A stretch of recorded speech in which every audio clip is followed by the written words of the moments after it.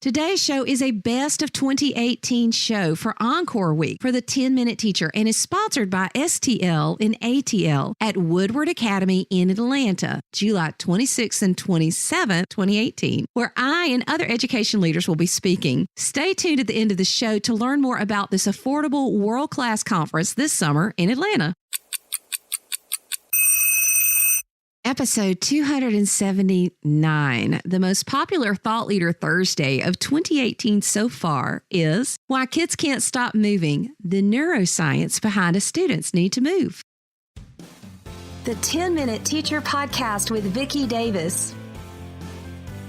Every weekday, you'll learn powerful, practical ways to be a more remarkable teacher today. Today, we're talking with Suzanne Cresswell. She's an occupational therapist and physical therapist. Now, Suzanne, what is a unique learner? A unique learner is a little bit of all of us, really. Children and adults have their own way of making sense of the world around them. When we think of learning, we think of the sensory system taking in information visually, auditorily, tactilely, and each one of us has our own unique way of interpreting that information. But in general, there's kind of patterns of how the brain collects this information. And in our education model, we augment that our understanding of the developmental model in teaching incrementally, as the child can develop these skills. But a unique learner tends to be on a little different path. They tend to learn at a different pace. The emphasis in my book, Unique Learner Solutions, is that these students learn differently, not incorrectly necessarily, but it's a difficult thing sometimes to capture in our general education classroom where we're focused on the curriculum and the standards of meeting certain timeframes, that certain ideas are needing to be presented to the classroom. So the unique learner can be that child that causes the teacher to sort of take a deep breath sometimes when they think about planning their morning or planning their day, because this is an individual who doesn't always follow the flow, the rhythm, the timing of the learning that goes on in general in the classroom. 2 of my 3 children have what I call learning differences. I don't call them disabilities because my children can learn.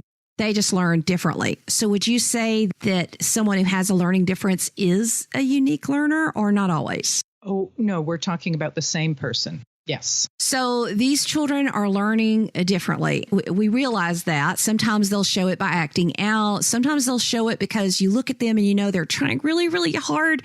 They're not understanding it. What do we do? Where do we start?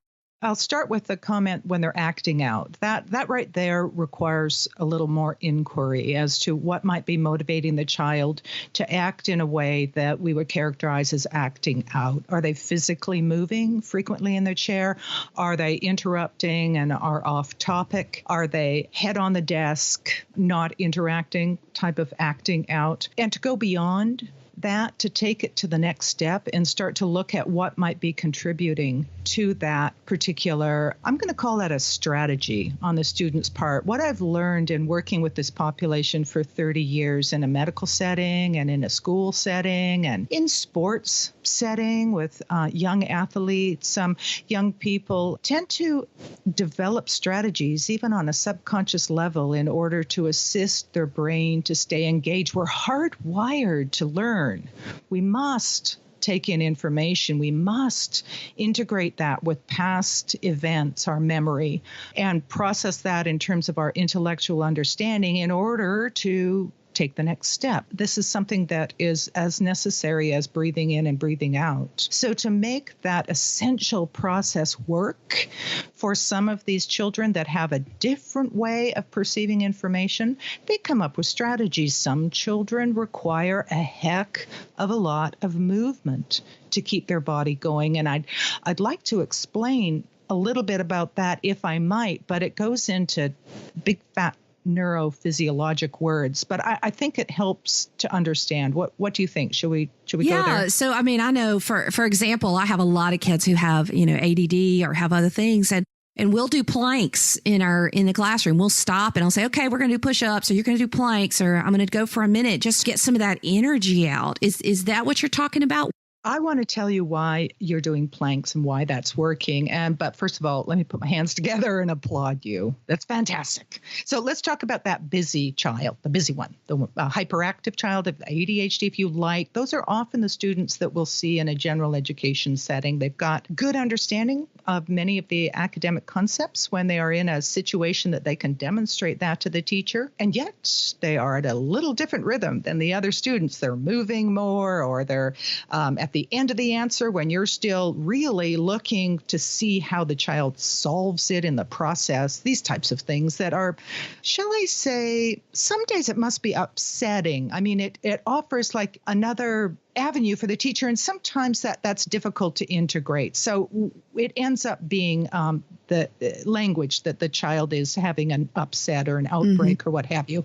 So I totally understand the use of that language. But the interesting thing is to look a little bit beyond that. You see, in order to learn, it's a very developmentally wired process, starting in infancy and moving on. And let me just quickly take you back. Okay, infancy. First of all, we're moving out of a buoyant environment inside our mommy's womb. And the first experience we have, the first neurologic thing that our brain understands is the gravitational pull of the Earth's surface, having moved from the buoyancy. That's the very first thing that happens. And the brain connects with that feeling and then must tell the muscles and joints what to do in order to respond to gravity. So rather than going, if you don't mind my saying, kind of plop, splat, they need to figure out that's gravity.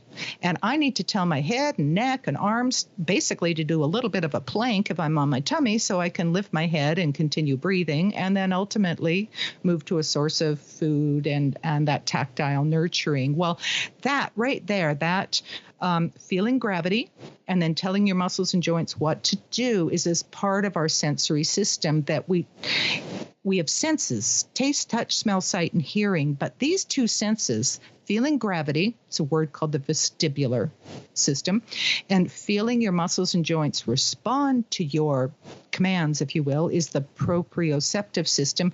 We continue to feed the vestibular and proprioceptive system. We continue to feed our sense of feeling gravity operate on our body, feeling our muscles and joints respond optimally to gravity all of our life. But we move it to a part of a brain that we don't really interact with that much. That's why we like walking. That's like why we like exercise. That's why we like yoga as adults. These are things that we do, we bring into our life. It's in our mind, in our body, in our muscles, and so forth. That's why you're doing planks for these kids, because you're stimulating their proprioceptive center. You're stimulating their vestibular center. And the children that require movement, that are moving in the class at a different rhythm, different rate, and moving at all when the other children are sitting still, this is a child that needs to interact with the vestibular center and the proprioceptive center in order to keep the brain charged for learning. And understanding that, then we can create a safe way for that child to be able to function in a social classroom environment.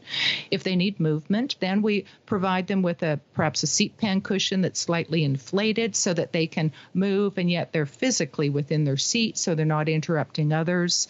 Some classrooms will obtain the yoga ball, the therapy ball, and find a collar for it so it doesn't roll anywhere, and the student then will sit on the ball. And of course, if you're sitting on a round chair, a round surface, your brain is continually interacting with the gravitational pull of the Earth's surface and your body's ability to respond to those movements. And that continually feeds the brain and keeps the brain active in order for learning. And, this is so related to even flexible seating, isn't it? Yes, exactly.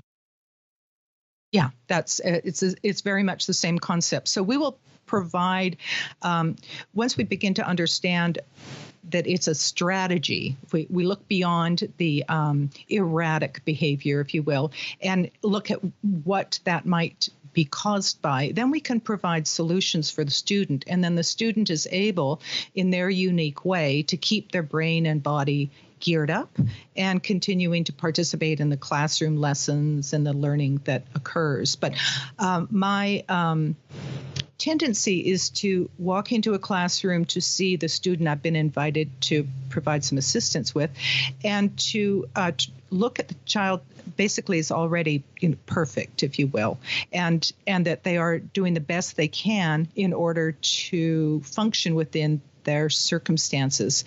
And how successful is that? And sometimes the way they're acting is exactly what you want in the gymnasium, but not in the library. And they can't tell that distinction. And so they need to be taught, the place for things and how to be able to identify that. But while you're doing planks, that's putting pressure through the joints of the arms and hands, and that pressure is what informs the brain, the proprioceptive center, and overall that kind of floods the brain with a calming feeling. When you think planks, when you think movement breaks, even if you think of recess and lunch breaks, that's all the yoga in the middle of the day, if that has meaning for you, yoga, or that's the taking the walk in the middle of your work day. That's what what we all need, but children even more need movement infused frequently during their day. Useful movement. The planks are wonderful. Other movement patterns that help learning readiness are that right brain, left brain types of movement as well, where you're crossing your arms across midline, and those types of movement breaks are useful in the classroom all the time. Well, we've learned so much today, and the truth is that there is a reason so many kids can't stop moving. There's nothing wrong with them. They don't need to be fixed. They don't need to be just told to have more control. I think as a teacher that giving brain breaks, giving movement breaks, giving flexible seating, this is all part of being a good teacher. And I think that Suzanne has given us a healthy way to view why some of our students just can't stop moving. That's true. Yes, absolutely. And I have information for you on our website and I have an ebook for your listeners as well that they can access at our website, uniquelearnersolutions.com/ebook.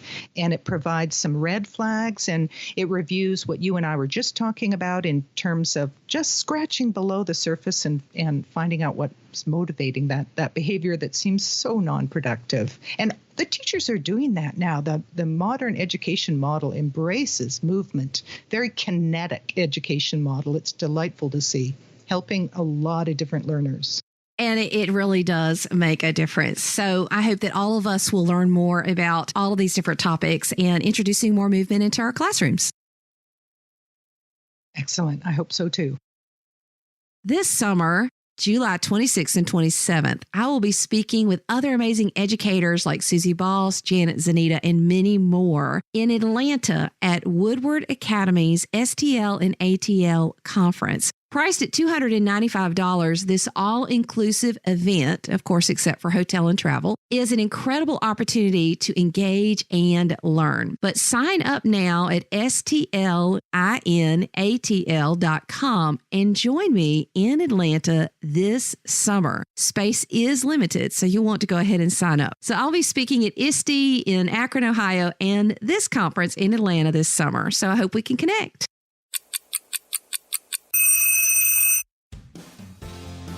Thank you for listening to the 10-Minute Teacher Podcast. You can download the show notes and see the archive at coolcatteacher.com/podcast. Never stop learning.